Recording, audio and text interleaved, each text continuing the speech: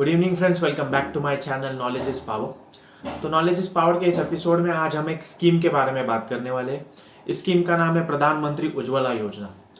तो इस स्कीम के क्या प्रावधान है, क्या इसके ऑब्जेक्टिव्स है, कौन इसके लाभ उठा सकते हैं और क्यों सरकार ने बेसिकली ये स्कीम लॉन्च की है, तो इसी के बारे में आज हम इसमें समझने वाले हैं।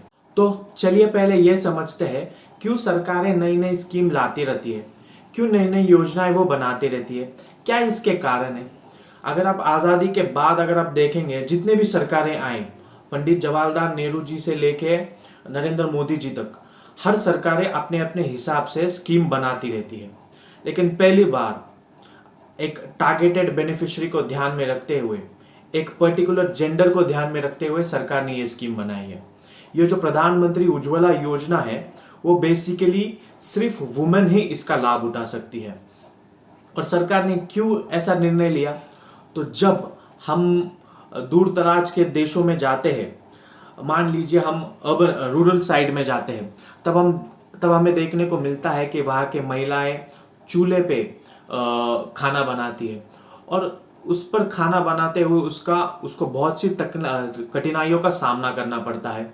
जैसे चूल्हा जलाने के लिए जंगल में जाना, वहां से लकड़ियां तोड़ के लाना, फिर उसे जलाना, और उस जलाने के बाद उससे जो धुआं जो पैदा होता है वो उसके लिए, उसके परिवार के लिए, उसके बच्चों के लिए बहुत ही घातक साबित होता है। रिसेंटली रिपोर्ट भी आई थी कि भारत में जो रूरल एरियाज में जो ये फॉसिल फ्यूल की बर्निंग होती है उसके वजह से बहुत सारे लंग के कैंसर सामने आ रहे हैं। बहुत से छोटे छोटे बच्चों को भी कैंसर हो रहा है। उसके साथ साथ जो भी बुजुर्ग घर में होते हैं उन्हें भी इसका सामना करना पड़ता है, और महिलाओं के भी हेल्थ को ध्यान में रखते हुए उनके हेल्थ पर भी बहुत सारा इम्पैक्ट पड़ता है। तो इसी सारी चीज़ों को ध्यान में रखते हुए साथ साथ फिर क्लाइमेट चेंज में भी इसका असर देखने को मिलता है। जो धुआं, जो फॉसिल फ्यूल्स हम जलाते हैं उसके वजह से एनवायरनमेंट पे भी उसका बहुत सा इम्पैक्ट होता है। और हम अच्छी अच्छी जड़ी बूटियाँ, हमको मालूम नहीं होता कि वो जड़ी बूटियाँ कितनी लाभदायक है, हम उसे काट देते हैं और इसके वजह से बहुत सारी स्पीशीज, जो ट्रीज की स्पीशीज होती है उसका भी एक्सटेंशन हो रहा है। तो बेसिकली इसी सब को ध्यान में रखते हुए प्रधानमंत्री नरेंद्र मोदी जी के नेतृत्व में 2016 को ये प्रधानमंत्री उज्ज्वला योजना स्कीम का प्रारंभ हुआ।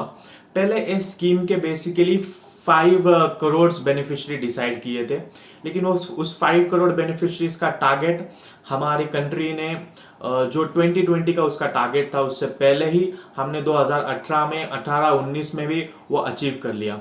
उसके बाद कोविड का क्राइसिस आया और कोविड के क्राइसिस में आपने देखा कि जो माइग्रेंट वर्कर्स है उनको बहुत सी डिफिकल्टीज का सामना करना पड़ा, फिर वो ट्रांसपोर्ट का हो या कम्युनिकेशन का हो या एसेंशियल सप्लाईज का हो। बहुत सारे जगहों पे उन्हें एसेंशियल सप्लाईज नहीं मिले जिसके वजह से उन्हें भूखा सोना पड़ा। तो इसी को ध्यान में रखते हुए उज्ज्वला 2.0 स्कीम सरकार ने पिछले महीने लॉन्च की। ये बेसिकली मार्जिनल जो माइग्रेंट वर्कर्स है और जो मार्जिनल कम्युनिटीज है, जो दलित है, आदिवासी है, जो पिछड़ा है, जो दूरदराज गांव में रहते हैं, उनको ध्यान में रखते हुए उज्ज्वला 2.0 योजनाएं लागू की, जिसके तहत जो माइग्रेंट वर्कर्स देश की किसी भी कोने से एलपीजी का कनेक्शन लगा सकते हैं। साथ ही साथ वो 1 नेशन 1 रेशन के तहत उन्हें रेशन भी मिल सकता है। तो मैं ये स्कीम के थोड़े से फैक्ट्स एंड फिगर्स के बारे में आपको बताता हूँ। पहले तो ये स्कीम 2016 में लॉन्च हुई। उसके साथ साथ मिनिस्ट्री ऑफ पेट्रोलियम और नेचुरल गैस, ये इसकी नोडल एजेंसी है जो ये इम्प्लीमेंट करती है मिनिस्ट्री। उसके साथ साथ अभी तक 2020 तक लगभग 10 करोड़ महिलाओं ने इसका लाभ उठाया है। साथ जो एलपीजी का इंफ्रास्ट्रक्चर है वो पूरे देश भर में बहुत ही तेजी से उसका विस्तार हो गया है। और उज्ज्वला योजना 2.0 के तहत सरकार 21 लाख घरों को एलपीजी कनेक्शन प्रोवाइड करने के लिए 51 डिस्ट्रिक्ट में अभियान भी जारी कर चुकी है। तो चलिए ये समझते हैं कौन ये स्कीम का लाभ उठा सकता है, कौन इसके लिए एलिजिबल है। तो बेसिकली ये वुमेन को ध्यान में रखते हुए ये स्कीम बनाई है। तो इसके तहत जो भी महिलाएं 18 वर्ष से ज्यादा की हो वो इसका फायदा उठा सकती है। साथ ही साथ पूरे उसके कुटुंब में पूरा वो एक ही महिला होगी जो इसका लाभ उठा सकती है। अगर ऐसे स्कीम के तहत अगर वो महिलाएं ऑलरेडी रजिस्टर्ड है तो वो यह स्कीम का लाभ उठा नहीं पाएंगी। और साथ ही साथ जो भी फैमिली बिलो पॉवर्टी लाइन होगी उन्हें भी इस स्कीम का फायदा मिल सकता है। और जो भी रिस्पेक्टिव स्टेट गवर्नमेंट और यूनियन टेरिटरीज ने प्रिस्क्राइब लिमिट या प्रिस्क्राइब नॉर्म्स बनाए हैं उसके तहत हर एक महिला उसका लाभ उठा सकती है। तो चलिए इसके फायदे समझते हैं। क्या इसके फायदे हैं?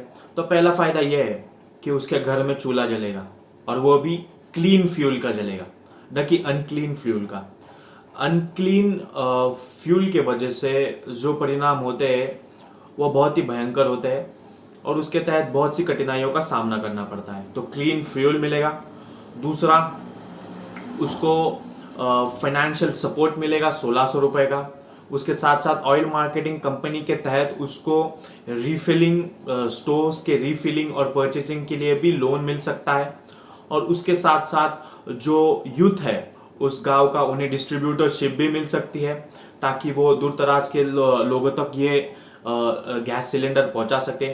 साथ ही साथ एलपीजी कनेक्शंस के भी प्रावधान अलग अलग स्टेट गवर्नमेंट और यूनियन टेरिटरीज ने बनाए हुए हैं।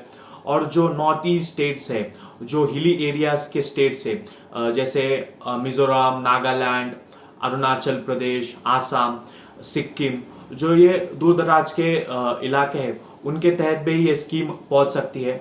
उसी के साथ साथ जो सेंट्रल इंडिया के जो स्टेट्स है, जो नक्सल इलाके के जो स्टेट्स है उन्हें भी क्लीन फ्यूल मिल सकती है। इसी के साथ साथ एनवायरनमेंट का भी प्रोटेक्शन हो सकता है। एनवायरमेंटल का जो क्लाइमेट चेंज पे जो इम्पैक्ट होता है उसमें भी हमें राहत मिल सकती है। और इस स्कीम का लाभ उठाने के लिए आप रिस्पेक्टिव स्टेट गवर्नमेंट के वेबसाइट पे भी जा सकते हैं। उस वेबसाइट का लिंक मैं डिस्क्रिप्शन में दे दूंगा। और साथ साथ केंद्र सरकार के भी वेबसाइट पे भी जाके आप इसका लाभ उठा सकते हैं। अगर आपको लगता है कि इस वीडियो की वजह से आपके जानकारी में थोड़ा बहुत भी इजाफा हुआ है तो ये वीडियो ज़्यादा से ज़्यादा शेयर कीजिए।